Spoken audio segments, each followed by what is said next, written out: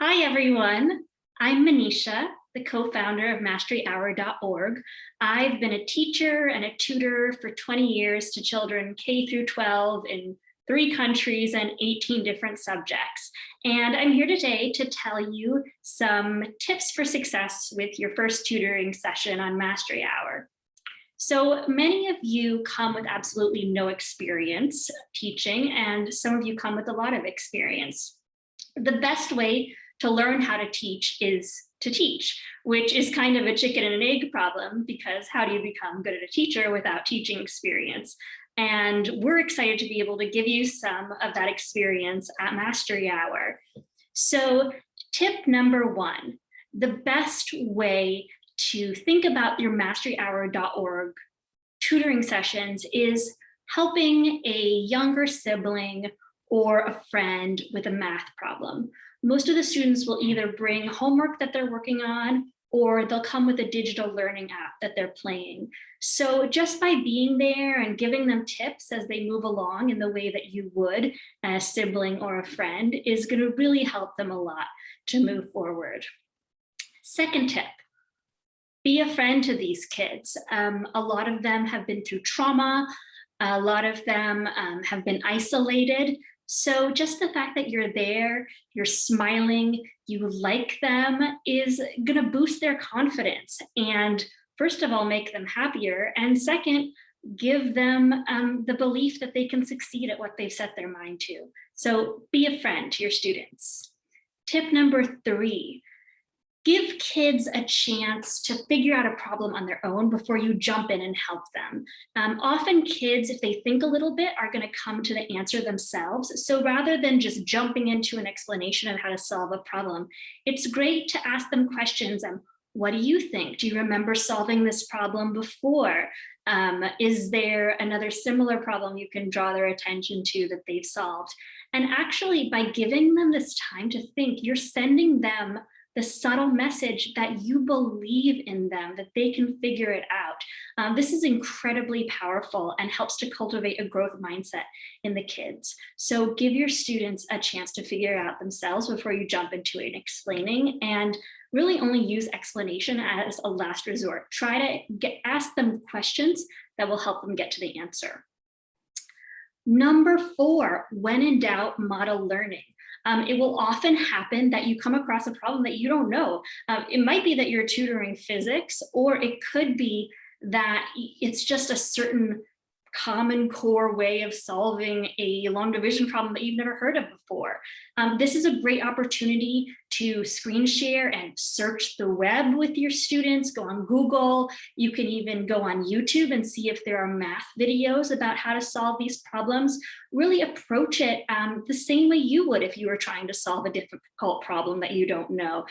You can even ask one of the Mastery Hour shift supervisors if they'll come in and give you guys some hints.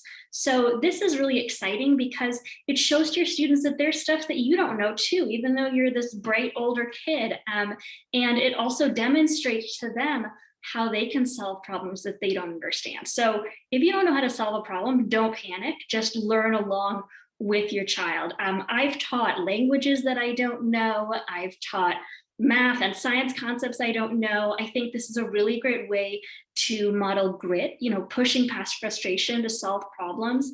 And it's going to be fun for your student and for you. Children really learn a lot through observing peers and slightly older kids. So watching you learn will teach them how to learn. And it's a win-win-win situation. Next tip, empathize. So it might happen that during one of your students, during one of your tutoring sessions, a child might say, I'm so bad at math, or I hate math. And there's a temptation to jump in and say, no, you're not, you're good at math. But actually the child will feel a lot more heard if you reflect what they're saying. So if they say, I'm bad at math, you can say, wow, that sounds really frustrating. I've also felt sometimes that I'm bad at math, for example, when I started my first chemistry class. So just kind of reflecting back to them how they feel is really going to help calm them and develop a better connection with you.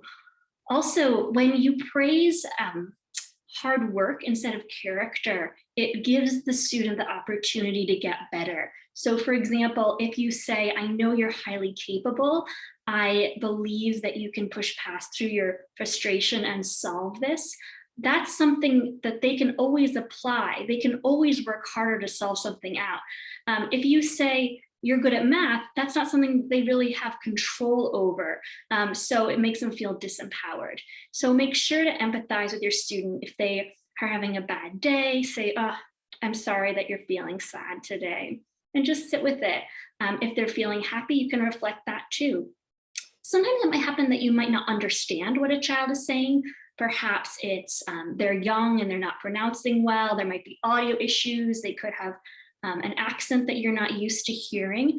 And in this case, I would say just really take the time to try to understand, even if you have to ask them to repeat several times or ask them to ask a parent to help explain to you. There's nothing more frustrating than not feeling understood. And that time that you take to listen and really understand what they're saying is going to make them feel great. Okay, next tip, be patient. So probably one of the worst things you could do in your tutoring session is get frustrated with a kid. So if you feel that frustration bubbling up and you just take a time to, pause and calm down. Also, sometimes when you ask a child a question, it might take them a really long time to respond, and that's great. Their wheels are turning in their head. So, there might be a temptation to say, oh, can you count out 2 + 2 on your fingers? And then immediately say, come on, hold your fingers up. But rather instead, just kind of waiting and allowing them to figuring out, even like 60 minutes or, 60 seconds, maybe not a whole hour, or 2 minutes of just a pause is great. That pause is time for thinking. And sometimes kids can actually feel stressed if you ask a series of questions really quickly or nudge them too much. So take pauses and be patient. It's really going to pay off long term. So another thing, these kids are really young, they're online, so it's great to take breaks every 20 minutes or so. If you feel like a kid's getting fidgety, just jump up and do 100 jumping jacks with them, or take a moment to do a mindful pause where you both lie down and relax. Taking breaks throughout the tutoring sessions is really great for you and for the kids. It's important to stay physical and active and keep those brain juices flowing. I'd also recommend, if you do take a dance break, make sure you dance along with your kid. It might feel silly at first, but it's important you do everything that you ask them to do as well. So take breaks and sing, dance, do jumping jacks, and make sure that you keep the kids moving. That'll be a great way to keep them engaged. Next tip, make it multisensory. So use lots of different ways to explain a problem. If you get to that explaining phase, you can write it out, you can sing it, you can watch a video about the concept, try to use eyes, ears, mouth, nose, any kind of different approaches that you can kids have very different learning styles. So some are more kinesthetic, some are more visual, audio. So try to really tap into those different senses. And also sometimes looking at a problem from different angles will really help child get a deeper understanding of it. So just start thinking, how can I do this visually? How can I do this in a way that's more oriented toward an auditory learner or a kinesthetic learner? Just you can start thinking about creative ideas along those lines. Last but not least, they say that the final stage of mastery is when you can teach a concept. So actually, by being here at Mastery Hour, you are mastering concepts by teaching them. And also it's something you can ask your student to do. So if you think they kind of have a surface understanding of a concept, but don't really know it well, you can ask them to explain it back to you and pretend you're the student and see if you really understand it. Thanks so much for being part of Mastery Hour. I know you're going to do great, whether you have 10 years of tutoring experience or you've never taught someone before. Just remember, be positive. Think of this as helping a younger brother or sister. And we are here to help you. So please draw on us for support as much as you need.